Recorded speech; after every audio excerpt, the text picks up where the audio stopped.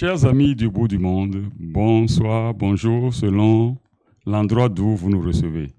Bienvenue à La Force Télévision et bienvenue dans ce programme qui va nous permettre de discuter de la FIV.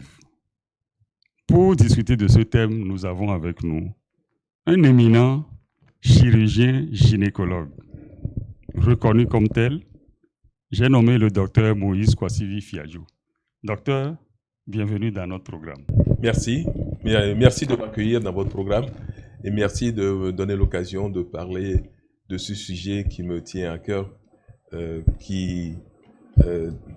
j'ai pratiqué pratiquement toute ma vie, toute ma carrière, depuis mes jeunes années. Bien sûr, vous êtes connu comme tel et moi j'ai eu la chance de parler de vous dans des pays hors du nôtre. Et chaque fois, les gens m'ont dit « Ah, docteur Fiadjou, c'est notre maître, c'est une sommité de la FIV. » Donc, nous sommes très, très heureux de pouvoir voler un peu de votre temps pour discuter de ce sujet qui passionne beaucoup de nos téléspectateurs. Alors, je vais commencer avec une toute première question, parce que vous êtes la meilleure personne pour nous définir la FIV. C'est quoi la FIV? Et qu'est-ce qui en fait une science particulière de la gestation de la vie? La FIV, c'est l'acronyme de fécondation in vitro. On sait que dans la fécondation naturelle, dans la reproduction naturelle, l'ovule et les spermatozoïdes se rencontrent dans le corps de la femme. Lorsque, pour une raison ou une autre, cette fécondation ne peut pas avoir lieu, les couples ont des difficultés de concevoir, on va assister ces couples et on va faire en sorte que cette rencontre ait lieu en dehors du corps de la femme. Et on dit que cette rencontre a lieu dans une éprouvette, au laboratoire. C'est pour cela qu'on l'appelle une fécondation in vitro. Je peux dire que c'est une technique qui a été découverte au XXe siècle et qui, après plusieurs tentatives, plusieurs échecs, a donné naissance au premier enfant qui a été conçu in vitro et qui est né en 1987, qui a donné la naissance à une célèbre dame qu'on appelle aujourd'hui Louise Brown. Elle est née en Angleterre avec deux célèbres médecins, Dr Steptoe et Dr Edwards, qui ont travaillé pendant longtemps d'arrache-pied, qui ont eu des échecs, mais grâce à leur persévérance, ont abouti à cette naissance. Et grâce à cette naissance, beaucoup de couples qui étaient en mal de conception se sont sentis concernés et ont voulu, ont nourri l'espoir de pouvoir aussi concevoir par fécondation in vitro. C'était le cas de pays africains aussi, car comme vous le savez, avoir un enfant en Afrique, c'est un bien précieux. Un couple qui n'a pas d'enfant pratiquement n'est pas un couple. D'ailleurs, l'enfant est un élément de socialisation. Chez nous, lorsque vous avez un enfant, on vous appelle Kojoto, Kojono. Le papa de Kojo, la maman de Kojo. Lorsque vous n'avez pas d'enfant, vous n'avez que votre prénom. Donc, un élément de socialisation et aussi un élément d'intégrité. Lorsque un couple arrive à avoir un enfant, on sait que celui-là, il est bien. Mais lorsqu'il n'a pas d'enfant, on dit, ah, il a peut-être quelque chose. Donc, nécessairement, chaque couple cherche à prouver cette intégrité physique et chaque couple cherche également à se socialiser davantage. Et je dirais même plus loin en matière de philosophie en disant que lorsqu'on naît, il faut se reproduire. Et il est écrit dans les Écritures que « allez, multipliez-vous ». Donc, dans ce cas, quand on naît, on cherche, et quand on se marie, on cherche à procréer et à rentrer dans cette chaîne perpétuelle. Malheureusement, il y a des couples qui n'arrivent pas à rentrer dans cette chaîne. C'est ça qui va être ma deuxième question, justement. Parce qu'on se demande bien, qu'est-ce qui peut faire qu'un couple ne peut pas procréer? Bien. Alors, pour faire simple, on va d'abord définir quelles sont les conditions à remplir pour qu'un couple puisse procréer.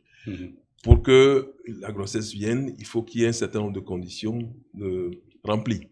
La première condition, c'est qu'il faut que le mari ait de bons spermatozoïdes en quantité et en qualité. On reviendra sur ça parce que c'est de bons spermatozoïdes, quantité, qualité.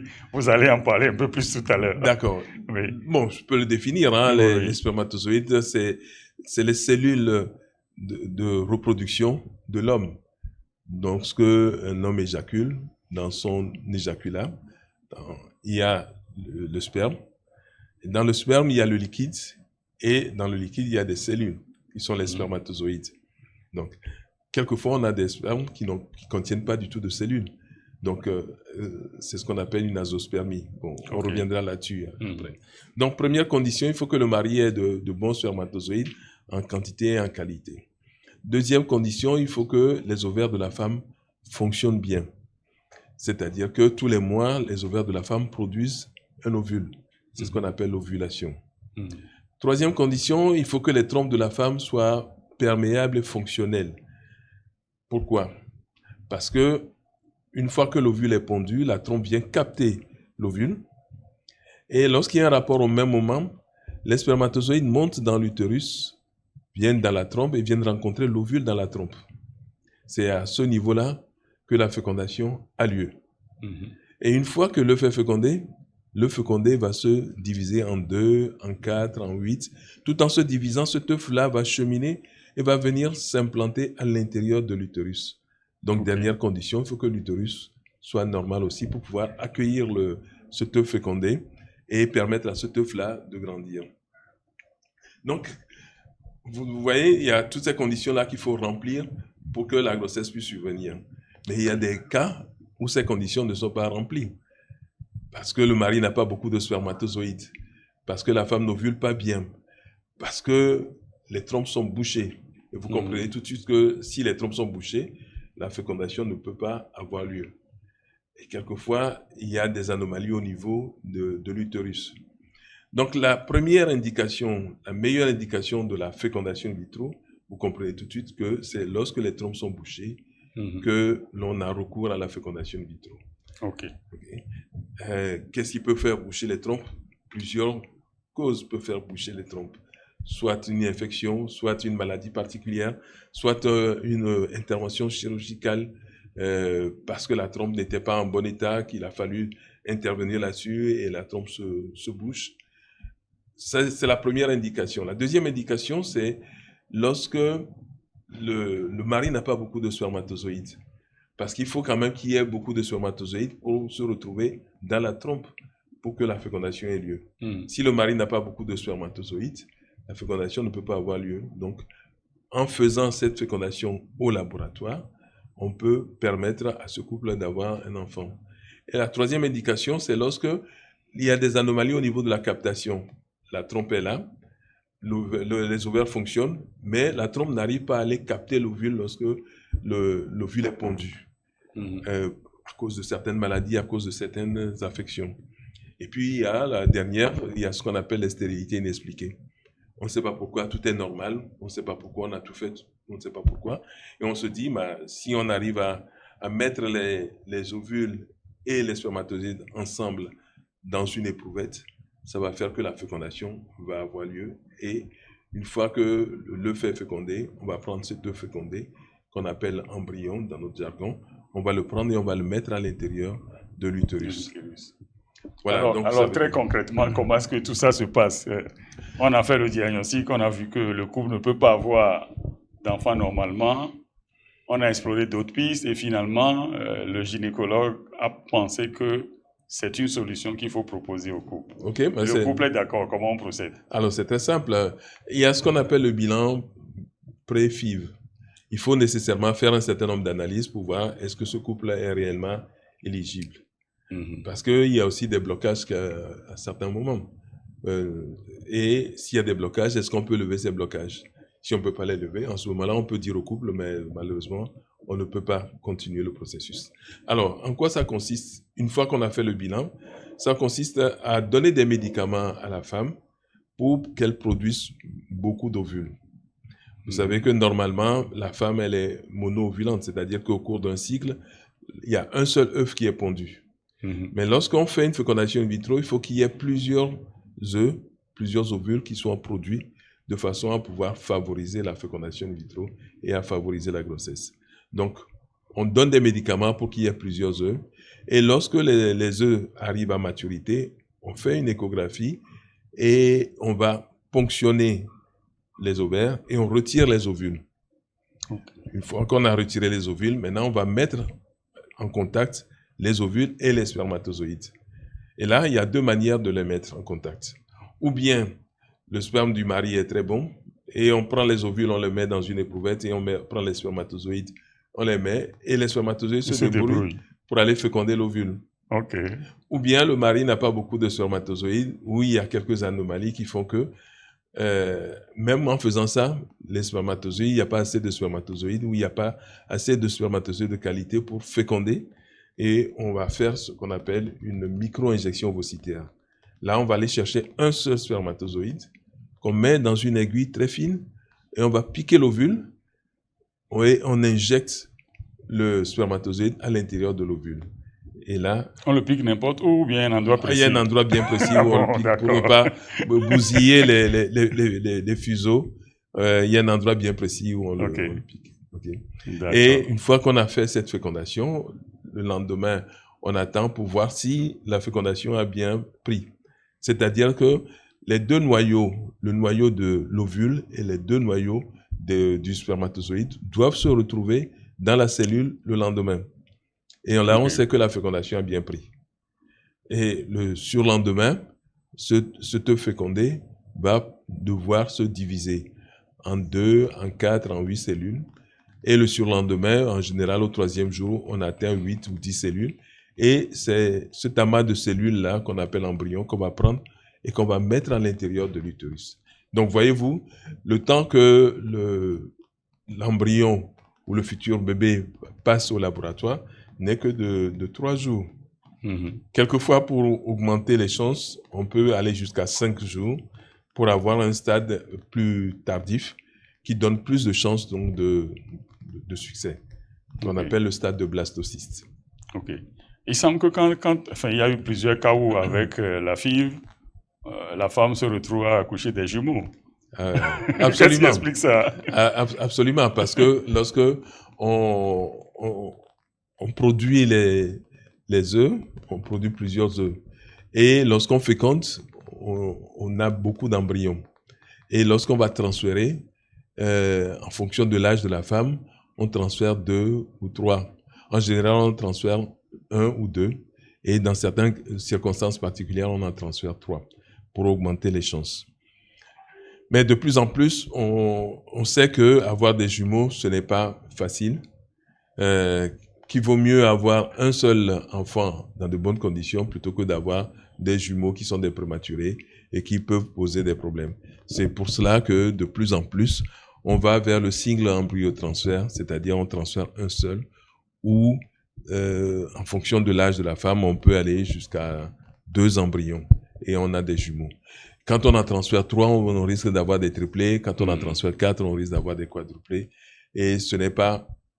Au début de la fécondation in vitro, on considérait qu'avoir des jumeaux, des quadruplés, c'était vraiment le top, c'était le succès. Aujourd'hui, on recherche beaucoup plus la qualité, le bien-être des enfants.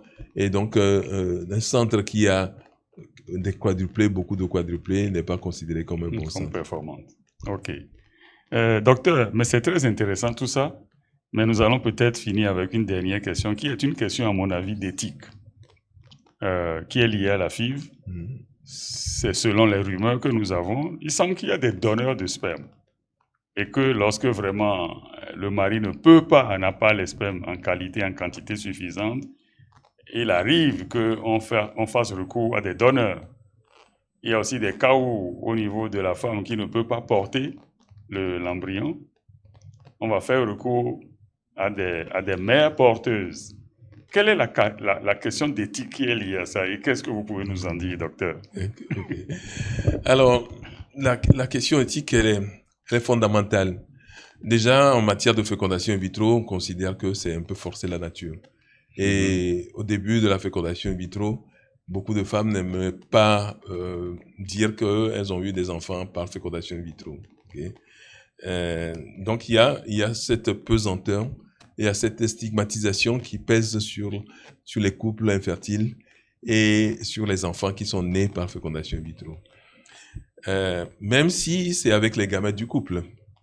Qui plus encore, lorsque ces enfants naissent avec des gamètes d'un tiers donneur, la stigmatisation est encore plus importante. Et se pose alors le problème à la fois de l'anonymat du donneur et se pose aussi la question de la discrétion et de est-ce qu'il faut le dire que ces enfants sont conçus par un tiers donneur. La question n'est pas tranchée. Aujourd'hui, en Europe, les couples qui ont recours au tiers donneur ou même les donneurs sont résolus et même les médecins poussent les couples et les donneurs à la levée de l'anonymat. Et de plus en plus, les couples sont prêts à dire « moi j'ai eu un enfant avec un don de sperme ou un don d'ovule ». Le problème se pose différemment en Afrique. Imaginez un monsieur qui a eu des difficultés de concevoir, qui n'a pas du tout de spermatozoïdes et qui a recours à un don de spermatozoïdes de la part d'un autre homme. L'enfant naît, tout le monde est content que cet enfant est né dans la famille. Et du jour au lendemain, on va dire, mais non, c'est pas avec les spermatozoïdes du monsieur, c'est avec les spermatozoïdes d'un tiers donneur. On ne sait où. D'où est-ce qu'il vient cet enfant? En Afrique, cet enfant sera forcément rejeté. Le problème se pose également avec les dons d'ovocytes. C'est-à-dire que les femmes d'un certain âge ne peuvent plus produire des ovules. Et donc, du coup, on va chercher les ovocytes d'une femme plus jeune, on féconde avec les spermatozoïdes du mari, mais la femme va porter cet enfant dans son ventre, va le nourrir de son sang, va l'accoucher, va l'allaiter. On l'a vu porter une grossesse, on l'a vu accoucher. Elle a participé à quelque chose dans la naissance de cet enfant. Un enfant que la femme a senti bouger dans son ventre ne peut être que son enfant. C'est difficile à cette femme de lui dire « cet enfant n'est pas le vôtre ». Et d'ailleurs, la loi le dit, c'est la femme qui a accouché qui est la mère de l'enfant. Lorsque une femme accouche dans une maternité, on ne va pas chercher à savoir si c'est elle qui a donné son capital génétique à l'enfant ou pas. Bon, forcément, c'est la maman. Donc, du coup, la femme qui a nourri cet enfant de son sang, qu'il a accouché, qu'il a allaité, aura du mal, en Afrique, à aller annoncer à tout le monde, cet enfant n'est pas le mien, c'est l'enfant de quelqu'un d'autre. Donc, le problème se pose différemment chez nous qu'en Europe. Donc, le problème éthique est certain. Qu'en est-il alors de la gestation pour autrui, qu'on appelle la mère porteuse?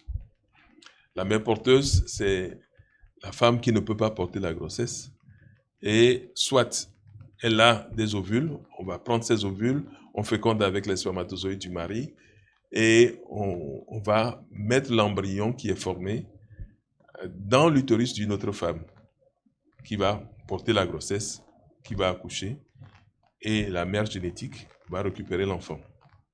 Il y a des cas où la mère n'a même pas d'ovules. On va chercher les ovules d'une autre femme, féconder avec les spermatozoïdes du mari, mettre dans l'utérus d'une autre femme, elle accouche et la maman qui a payé récupère son enfant. C'est vrai que cela pose beaucoup de problèmes et je ne pense pas qu'un centre puisse régler ce problème. Et c'est là où doit intervenir la loi. Dans la plupart des pays, ces techniques d'assistance médicale à la procréation sont encadrées par des lois. Et le médecin ne se sent pas tout seul face à ces couples, face à vouloir régler ces problèmes. la loi intervient parce qu'il y a eu un comité d'éthique, parce qu'il y a eu beaucoup de réflexions autour, et en fonction de la culture du pays, on définit des lois, et le médecin se sent protégé par ces lois, et ne se sent pas accusé, ni ne doit pas se casser la tête pour vous dire est-ce que c'est bien, est-ce que ce n'est pas bien. Pour ma part, je dis que tout cela pose des questions d'éthique et je ne peux qu'encourager nos pays à encadrer ces pratiques d'une loi, d'éthique, de bioéthique, ce qui doit permettre non seulement aux couples qui sont demandeurs, aux praticiens, à la population en général, de se sentir tout à fait à l'aise et de ne pas vouloir faire les choses dans la clandestinité. Parce que si les choses sont laissées à volo, on peut assister à des débordements. Pour terminer, je vais raconter l'anecdote où un médecin faisait des inséminations avec son propre sperme à des femmes qui étaient en mal d'enfants. Et on s'est rendu compte qu'il a eu une centaine d'enfants comme ça qu'il a fait naître au monde. Et cela pose beaucoup de problèmes. Donc, nécessité d'avoir des lois éthiques.